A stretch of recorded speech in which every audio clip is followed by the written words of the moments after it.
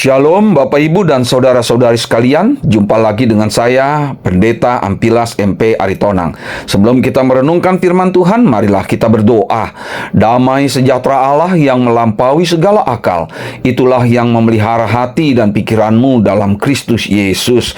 Amin.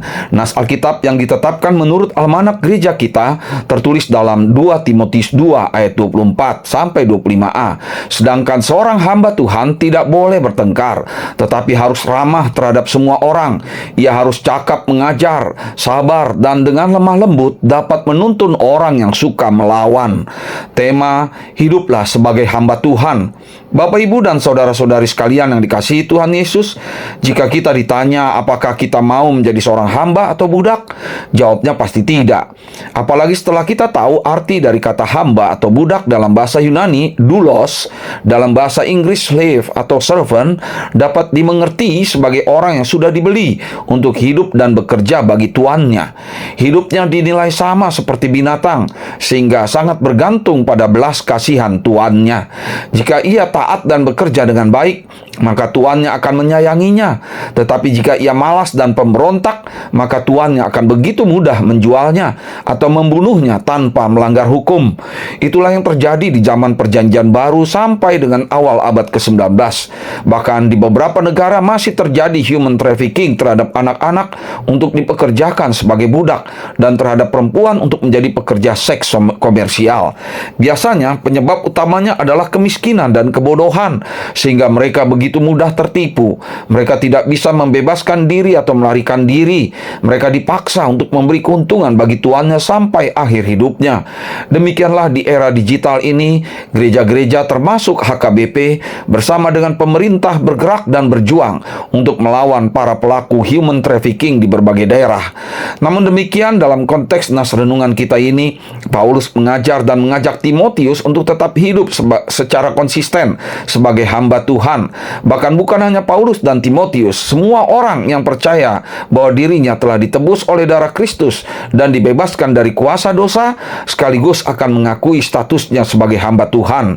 Hidupnya dinilai sangat berharga di mata Tuhan dan layak dikasihi. Karena itulah, meskipun statusnya tetap sebagai hamba Tuhan, namun setiap orang yang percaya kepada Kristus yang telah bangkit akan selalu hidup sebagai orang merdeka untuk melakukan kehendak Tuhan. Sayangnya, di antara hamba-hamba Tuhan itu selalu saja ada hamba Tuhan yang lupa akan statusnya dan memaksakan dirinya untuk menjadi tuan atas hidup dan pelayanannya. Dalam nas renungan kita ini, Paulus menasihati Timotius untuk menjadi seorang hamba Tuhan yang mau mengalah daripada terjadi pertengkaran hanya karena soal-soal yang dicari-cari, yang bodoh dan tidak layak. Dalam bahasa Yunani, makomai bukan hanya berarti pertengkaran, tetapi juga perkelahian dan pertempuran yang berakibat kerusakan dan kehancuran. Pertengkaran seperti itu tidak layak dilakukan oleh seorang hamba Tuhan. Sebaliknya, seorang hamba Tuhan justru lebih mengutamakan keramahan, pengajaran, kesabaran, dan kelemah lembutan. Jadi bukan sekedar mengalah untuk menang seperti kata orang, tetapi justru lebih daripada itu, seorang hamba Tuhan harus berani mengorbankan pikiran dan perasaannya dengan lebih mendahulukan kehendak Tuhan yang masih memberikan kesempatan kepada orang yang suka melawan untuk bertobat. Ya, tidaklah mudah untuk lebih mendahulukan kehendak Tuhan daripada egoisme atau gengsi yang ada pada diri kita.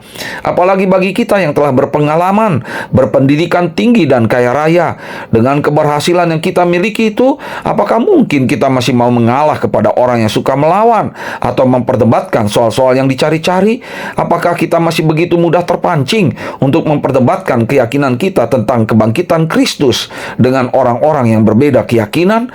Apakah kita juga masih mau bertengkar dengan sesama kita hanya karena kebiasaan gereja kita yang berbeda? Demikianlah Bapak, Ibu, dan saudara-saudari sekalian, kita semua telah ditebus oleh darah Kristus dari kuasa dosa dan maut. Benar, Kristus sudah bangkit. Kita pun telah menjadi saksi hidup yang percaya atas kebangkitan Kristus dari antara orang mati. Karena itulah kita tidak perlu memperdebatkan keyakinan kita itu dengan orang yang berbeda keyakinan. Apalagi kita tahu bahwa tujuan mereka hanya mencobai atau memancing pertengkaran. Akhirnya, marilah kita hidup sebagai hamba Tuhan yang lebih mengutamakan kehendak Tuhan daripada keinginan diri sendiri. Amin. Kita berdoa. Ya Tuhan Allah, Bapa yang rahmani dan rahimi, sungguh kami bersyukur dan bersuka cita atas kebangkitan Kristus yang mengalahkan dosa dan maut.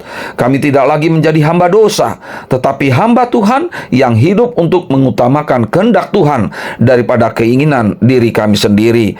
Amin. Bapa kami yang di sorga, dikuduskanlah namamu, datanglah kerajaanmu, jadilah kehendak-Mu di bumi seperti di sorga. Berikanlah kami pada hari ini makanan kami yang secukupnya, dan ampunilah kami akan kesalahan kami, seperti kami juga mengampuni orang yang bersalah kepada kami. Dan janganlah membawa kami ke dalam pencobaan, tetapi lepaskanlah kami daripada yang jahat. Karena Engkaulah yang punya kerajaan dan kekuasaan dan kemuliaan sampai selama-lamanya. Amin.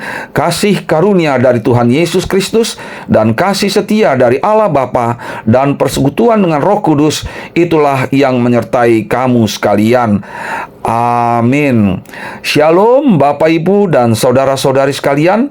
Sampai jumpa lagi di kesempatan berikutnya dengan saya, Pendeta Ampilas MP Aritonang. Shalom.